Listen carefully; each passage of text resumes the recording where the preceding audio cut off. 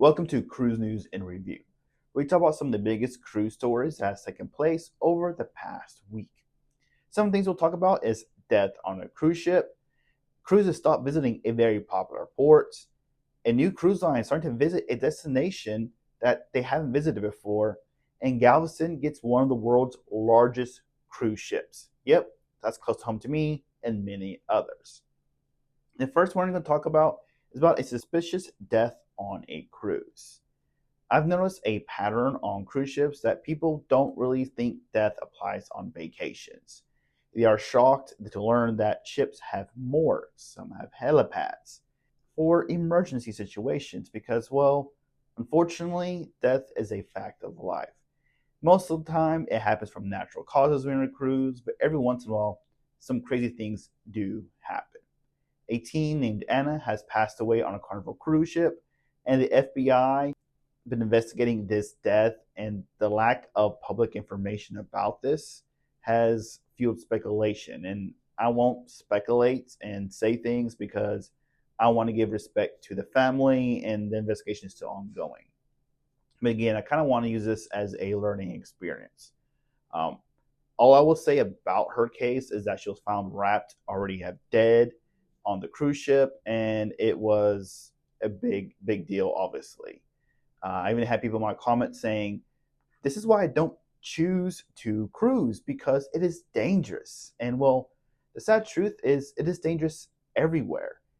And any vacation place you go to, cruise ship, land, you had to make smart decisions.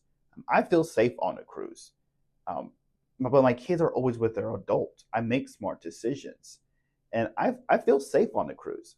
However, other places I've been to that I don't feel safe, like Atlanta. Within 4 hours of me arriving at Atlanta, my car was broken into.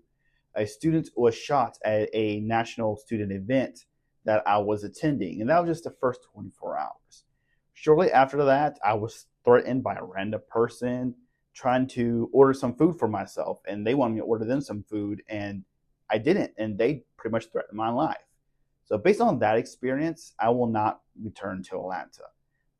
I may have defeated my own argument. Maybe I feel the exact same way they feel about cruises, and that's how I feel about Atlanta.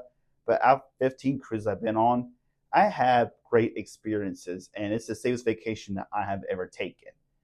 Cameras are everywhere, so if something did happen, or let's say when they find out what happened, they will be able to figure out what happened, or at least have a very narrow list of suspects. So let me know what you think about that. The next story is about Perfect Day Mexico.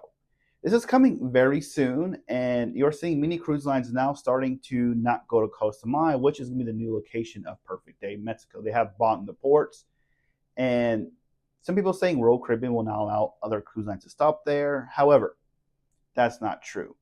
But you do get different experience depending on which cruise line you arrive with. For example, if you arrive to Costa Maya on Royal Caribbean or Celebrity, those guests will be able to get off, walk you straight into Perfect Day Mexico, an exclusive resort. And everyone else who goes to that port will be able to look at Perfect Day Mexico and just walk past it. They won't be able to go there. So if you're another cruise line that's going to Costa Maya, the cruise ports, whether it be Carnival, MSC, Norwegian, you will see this amazing resort. And you can't go there. There'll be drinks, pools, slides, music, tons of things there. And for you as another cruise line, your customer is seeing that and seeing that experience, well, it makes you look bad by comparison. So if you're another cruise line, you're not going to want to go to Costa Maya, even though you can, because you just don't want to have that comparison right in front of your face. And that actually may entice some of your customers to try Royal Caribbean next time, which is one of the reasons why Royal Caribbean did it, because they're smart about what they do. So it's probably not a good idea to go there unless you have another place that's equivalent at that cruise port. So they're going to start going somewhere else. What do you think? The next story is there's going to be a cruise line stopping at a new destination that I have never visited before. And this is Princess Cruises will now be visiting Celebration Key. They just released their Celebration Key sailing starting from November 2026 and beyond. So this is going to be a big move for Princess. And there's something that I noticed last month on Princess. I just now thought about this because it may be interesting. I haven't researched it yet. But I remember when I went on Princess Cruises, I had the Premier Drink package. And I was able to get alcohol while on Princess K, their private island slash beach that they share with Carnival. And if you said there with Carnival, their Cheers package did not work on the island. But since I was on the Princess Premier, it did work on the island. So I wonder on Celebration Key, will the Premier package work on the island? Or is it going to be similar to what Carnival's doing on theirs, that you have to pay extra for alcohol on the island, or even an extra alcohol package to be included? So I haven't looked into it yet. I just thought about it. If you know, let me know. If not, I'm going to have an answer very soon for you. And lastly, there's a big announcement that was not such of a surprise. It was a surprise, but not really, because some eagle eye people have found this out many months ago when a few people saw that the icon was populating on the Port of Galveston ship list when you look for parking. It was kept hush hush, and they kind of trying to push it under the rug and say, hey, this was an error. We're just messing with some stuff on the behind the scenes, just kind of experimenting with the system. Well, now it's official. In August of 2027, Icon of the Seas will be home ported in Galveston, Texas. This ship will be doing about 6 to 8, 9 itineraries, and there's so many people who love this move. I am one of those people. And it's going to be a 250,000-ton ship. It's a big ship, the largest cruise ship in the world.